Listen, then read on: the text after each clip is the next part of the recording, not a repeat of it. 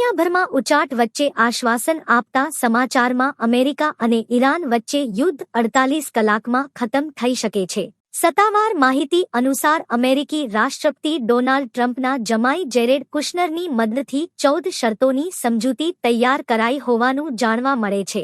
America ઈરાનની સંપત્તિઓ પાછી આપશે, બદલામાં ઈરાન પરમાણુ કાર્યક્રમ રોકવા સાથે હોર્મુઝ ખોલશે તેવા વાવડ મળતા જ બુધવારે ક્રૂડ તેલની કિંમત 6%થી વધુ ઘટીને $103 થઈ ગઈ હતી।